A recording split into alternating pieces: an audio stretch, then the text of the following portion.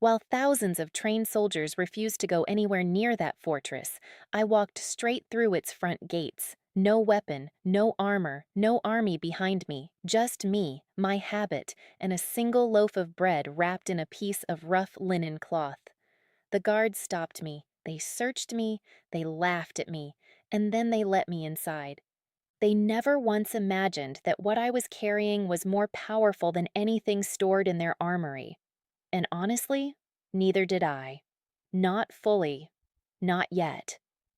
By the end of this story, you will understand why the smallest act of compassion became the most powerful weapon I ever carried in my life.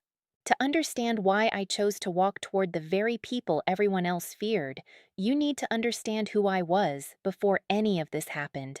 I grew up inside a convent called the House of Mira, nestled in a valley between two mountains in the kingdom of Valdrin.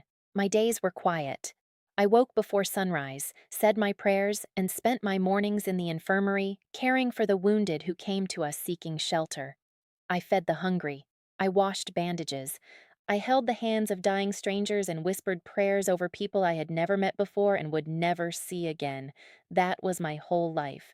Peaceful, ordered, devoted to a simple belief I had carried since I was a child that every human being, regardless of which flag they served under, deserved to be treated with dignity. I never imagined that belief would one day push me through the gates of a fortress everyone else called the mouth of hell. The kingdom of Valdrin had been at war with the neighboring territory of Caris for 11 years by the time my story begins. I still cannot explain how a disagreement over borders and old land claims turned into 11 years of burning villages and grieving mothers. But it did, and by the time I was 34 years old, the destruction had become so ordinary that people had almost stopped noticing it. Families were separated. Letters never arrived. Children grew up knowing only that the people across the valley were dangerous and deserved to be feared, and the fortress at Caris, the great stone structure called Keth Mora, had become the symbol of everything we were taught to hate. It sat on a hilltop like a fist raised against the sky. No one from Valdrin went near it, not voluntarily. Then one afternoon in early winter, a young boy arrived at our convent gate alone and half frozen. He said nothing for almost an hour. When he finally spoke, he told me he had escaped from Keth Mora. He said there were children inside, not soldiers' children. Orphaned children gathered from destroyed villages on both sides of the conflict, kept inside the fortress walls with no proper food, no medicine, and no one advocating for their survival. He pressed a small folded piece of paper into my hand before the other sisters could see it. I opened it later that night, alone in my cell. It was a list. 23 names, children, ages. And at the bottom, a single handwritten sentence that stopped my breathing entirely. Someone has to come. The guards will allow a nun with bread, nothing else. I stared at that note for a long time. My hands were shaking. I told myself it was from the cold. It was not from the cold. I did not tell the Mother Superior immediately. I spent 3 days in prayer and quiet terror, asking whatever part of myself was brave enough to answer whether this was real, whether this was a trap, whether I was the right person, whether there even was a right person for something like this. On the fourth morning, I made a decision. If 23 children were inside that fortress without food or hope, and the one thing standing between them and another winter of suffering was a nun willing to carry bread through a gate, then I would be that nun. I baked the loaf myself. I took my time. And inside the thick cloth I wrapped it in, tucked carefully between the folds, I placed the list back now annotated with something I had spent 2 nights compiling from old convent records, prisoner testimonies, and letters that families had left with us over the years, hoping someone might one day deliver them. What I added to that list were the children's family connections, parents, grandparents, surviving relatives on both sides of the war who did not know their children were still alive. Hidden in that cloth was not a weapon. It was a map of broken families waiting to be repaired. Evidence that the war had been fed, in part, by forged reports and deliberate misinformation circulated on both sides, information that, if revealed, could begin to dissolve the justifications both kingdoms were using to continue fighting. It was the truth. That is what I was carrying. The truth, wrapped in bread and linen. The walk to Kethmora took me 2 days. I want to tell you I walked confidently. I did not. I cried for the first half of the first day. I prayed out loud because it kept my feet moving. I stopped once on a hill overlooking the fortress and genuinely considered turning back. The wind was bitter. The fortress looked enormous. And I was one woman with bread. But then I remembered the boy's face, and I kept walking. The guards at the gate were exactly what I expected: large, suspicious, and completely amused by the sight of me. One of them asked me in his thick Karis accent what I thought I was doing. I told him the truth, that I had heard there were hungry children inside and I had brought them bread. He stared at me for a long moment. Then he laughed. He searched me thoroughly, turned the loaf over in his hands, squeezed the cloth. He handed it back. They let me through. Inside the fortress, everything was different from what I had been taught to imagine. I had expected monsters. What I found were people. Exhausted, frightened, ordinary people living inside stone walls, going about their days, arguing over small things, warming their hands near fires. A woman hanging laundry near a courtyard wall nodded at me with tired eyes. An old man sat alone near a doorway whittling something small from a piece of wood. And somewhere behind a locked iron door at the far end of the second courtyard, I could hear children. A young officer stopped me before I could reach them. His name, I would later learn, was Aldrich.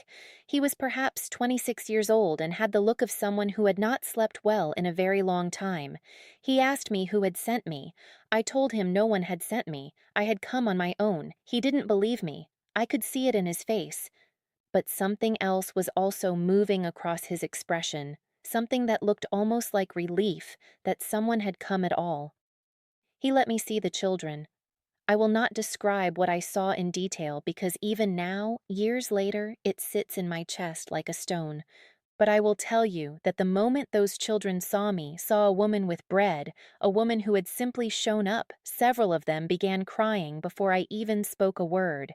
And I realized in that moment that the most devastating thing the war had done to them was not the hunger. It was the feeling of being forgotten. I stayed for 3 days. Aldrich watched me constantly, and slowly, over those 3 days, something shifted between us. I learned that he had a younger sister he had not seen in 4 years. I learned that he had tried twice to arrange a prisoner exchange and been overruled both times by commanders above him who preferred the leverage. I learned that he knew the situation with the children was wrong and had written formal complaints that had gone unanswered. He was not the villain I had walked in expecting to find. He was a young man trapped inside a system that rewarded silence and punished conscience. On the second night, I showed him the cloth. I showed him the list. I showed him the family connections I had documented and the evidence I had compiled about the misinformation feeding the conflict. His face went completely still. He read it slowly. Then he read it again. He looked up at me and said, "If this reaches the right people on both sides, it doesn't prove either side is innocent. It proves both sides have been lied to." That was the moment. That was the turning point I had not expected but somehow needed to reach. Because he was right. And that meant the enemy was never the people inside this fortress. The enemy was the story both kingdoms had been telling themselves about each other for 11 years. A story built on half-truths and buried letters and the natural human instinct to turn fear into hatred because hatred feels stronger than grief. I asked Aldrich if he would help me get the information out through the right channels: neutral record keepers, religious councils, family representatives who had been trying to make contact for years. I told him I would take full responsibility. I told him I was not asking him to betray his kingdom. I was asking him to help 23 children go home. He was quiet for a very long time. Then he said yes. Getting the documents out was not simple. There was a moment on my final morning when a senior commander I had not yet met appeared in the courtyard and asked questions I had no clean answers to. My heart was hammering so loudly I was certain he could hear it. But the young woman who had been bringing food to the children each day, a quiet, careless girl who had said almost nothing to me the entire time, stepped forward and calmly told the commander I was there under a humanitarian arrangement she had approved personally. She lied to protect me. A stranger. An enemy by the war's definition. I have thought about her courage almost every day since. I walked back out through those gates on the third morning with nothing in my hands. The cloth and everything it carried had already been passed quietly to the people who could act on it. Over the following months, 11 of the 23 children were reunited with surviving family members. The documented evidence of misinformation caused enough political disruption that both kingdoms agreed to a negotiated ceasefire that lasted long enough for something genuine to take root. I do not claim credit for the peace. I was one thread in a fabric woven by many quiet, overlooked people on both sides who had been trying to pull it together for years. But I like to believe the bread helped. Aldrich eventually sent me a letter, just 4 sentences. The last one said, "You were not what we expected. That was the point, wasn't it?" I cried reading it. The good kind of crying. The kind that feels like releasing something you have been holding since before you even knew you were holding it. History remembers armies. It remembers commanders and battles and the official dates of surrender. It rarely pauses to record the nun who baked a loaf of bread and walked into a place where no one believed compassion was still possible. But I remember. And I want you to know, the strongest person in the room is not always the one carrying the heaviest weapon. Sometimes it is the one willing to carry something far more frightening: hope, truth, and the stubborn belief that the person standing on the other side of that wall is still, underneath all the fear and the lies and the years of damage, a human being worth walking toward. Now, I want to ask you something. Would you have walked through those gates if it meant saving innocent lives? Tell me honestly in the comments below. I would love to hear what you think. And if this story reminded you that compassion can sometimes accomplish what armies never could, please share it with someone who needs to hear it today. Someone out there is carrying their own fortress on their shoulders. Maybe this helps.